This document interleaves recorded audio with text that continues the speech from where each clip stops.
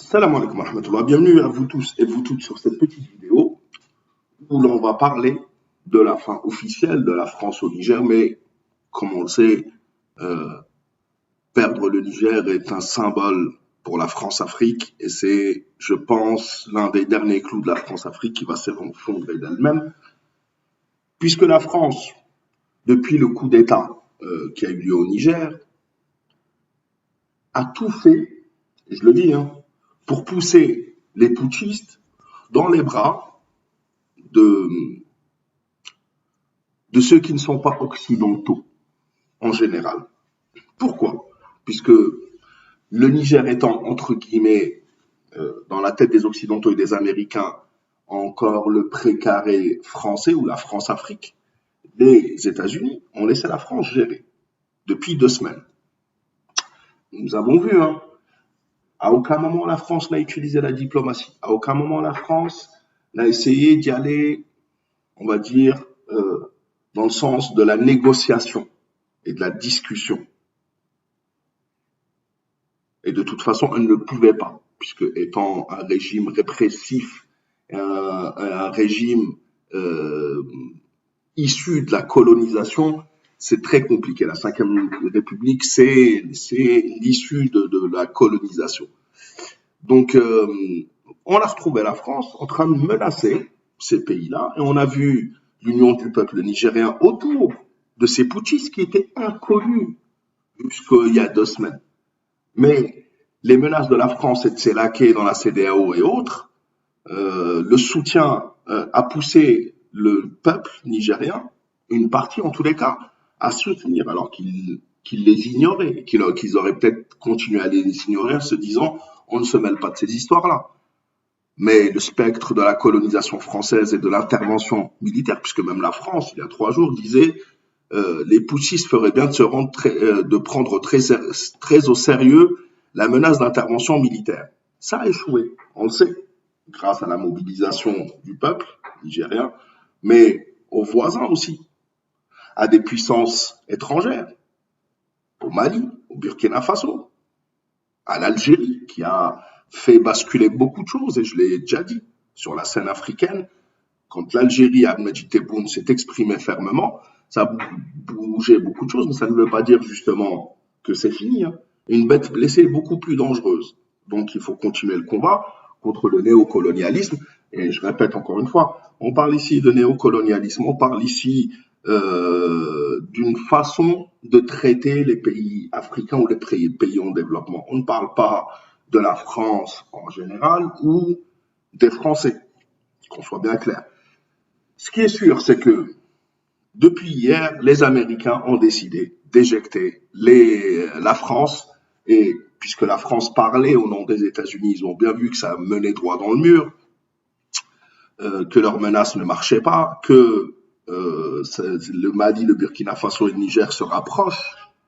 Et comme je vous l'ai dit, il faut toujours garder un œil sur ce qui se passe. On n'est pas des naïfs, parce que tout peut se passer et ils peuvent très bien basculer du côté des Américains, puisque les Américains sont prêts à leur offrir beaucoup de choses. Mais ils ont refusé pour l'instant. Et on a LCI qui nous dit coup d'État au Niger, pourquoi les États-Unis s'en mêlent? Ils se posent la question. Ben oui, parce qu'ils vous ont court-circuité. C'est-à-dire que maintenant, les putschistes au Niger, ou même Bazoum, s'il revient, ne discutent plus qu'avec les États-Unis, la Russie, la Chine, l'Algérie. La France est complètement court-circuitée. Ça ne sert à rien de discuter avec des laquais, puisque le maître américain est là. C'est exactement ce qui se passe. Puisqu'ils nous disent une émissaire a eu une discussion lundi 7 août avec des militaires auteurs du coup d'État, dans quel but les États-Unis entrent-ils dans la crise née du putsch? Près de 2 semaines, blablabla, près de 2 semaines après le coup d'État, les États-Unis entrent en jeu. Depuis le 26 juillet, le président du Niger, Mohamed Bazoum, malgré l'ultimatum de la CEDEAO qui menace d'une intervention militaire pour rétablir l'ordre constitutionnel, la situation est figée. Lundi 7 août, les États-Unis ont tenté une avancée. Une autre responsable de la diplomatie américaine, Victoria Nuland, a rencontré à Niamey les auteurs du coup d'État. Les discussions qualifiées de difficiles n'ont pas permis de trouver une solution. Les Américains ont un certain nombre d'intérêts au Niger, note sur LCI Niagale Bakayoko, chercheuse en relations internationales. Ils y ont une base de drones située dans le centre du pays, dans la région d'Agadez, et qui jouent un rôle important pour leur commandement. L'Africam focalisé sur la sécurité sur le continent africain. Ils ont des relations privilégiées avec Bazoum. Le général Moussa Barmou aussi. Alors difficile dès lors d'imaginer les Américains laisser leurs intérêts entre les mains des militaires, mais surtout entre les mains de la France, qui est en train de tout foirer, qui est rejetée par toute l'Afrique, auteur du coup d'État. Par ailleurs, les États-Unis entretenaient des relations privilégiées avec le président Bazoum, mais également avec l'establishment militaire.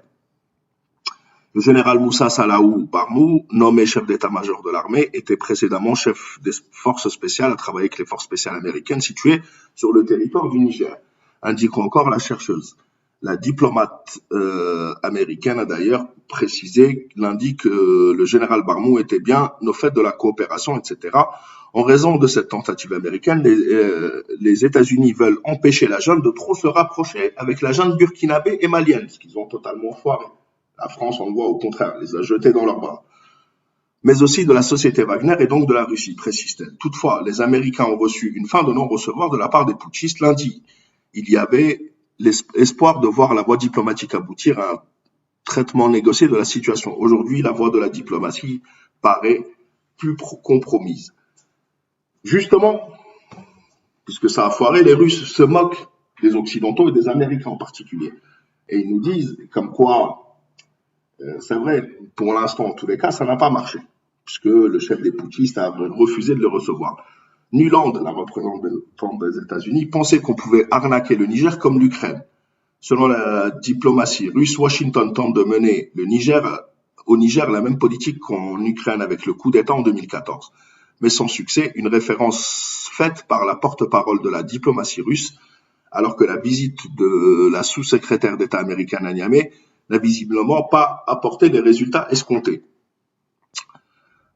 Alors qu'elle appelait le rétablissement de l'ordre. Est-ce que Victoria Nuland pensait qu'on pouvait agir avec le Niger de la même manière qu'avec l'Ukraine, mettre dans un sac plastique des gâteaux et l'arnaquer? Une telle république bananière comme à Kiev n'existe plus, a ironisé la porte-parole du ministère russe des Affaires étrangères, ce qui en dit beaucoup. Lors des événements de l'Euromaïdan, coup d'État en 2014, Victoria Nuland et l'ambassadeur des États-Unis en Ukraine, Geoffrey R. Piat, avaient distribué des sandwichs et des brioches et des tartes. Donc ils voulaient faire la même chose apparemment. Un coup d'État a eu lieu il y a presque 2 semaines. Alors, au-delà de tout ça, pour bien comprendre, les Américains ont déjà fait, c'est-à-dire court-circuiter la France pour son incapacité à voir les choses et avoir les yeux en face des trous. Voir les choses comme elles le sont. C'est-à-dire c'est fini. Les Américains avaient laissé 7 ans, ils sont 32 ans, mais 7 ans de guerre d'Algérie, enfin quelques années de guerre d'Algérie avant de se prononcer. Ils n'ont pas pris 7 ans. Mais en tous les cas, je crois qu'en 57 déjà, les États-Unis, 57, oui, les États-Unis, ce discours, je crois qu'il a eu lieu en 57, le 5 juillet 57, je crois, le rapport Kennedy présenté par l'Express le 5 juillet 1957. Les États-Unis avaient déjà compris que la France, c'est fini. Et c'est exactement ce qui vient de se passer. Dans l'introduction, ça c'était un discours, et on en a parlé il y a quelques jours, sur l'Algérie, sur le discours algérien de Kennedy, qui annonçait que les États-Unis soutenaient l'indépendance de l'Algérie pour pouvoir garder un petit peu d'influence. Puisque, on nous dit dans l'introduction, Kennedy évoque l'éternel désir de l'homme d'être libre. Il annonce dans le préambule que la plus puissante et l'unique force dans le monde d'aujourd'hui n'est ni le communisme, ni le capitalisme, ni la bombe H, ni les missiles balistiques, mais l'éternel désir de l'homme d'être libre et indépendant. La France n'a toujours pas compris la leçon.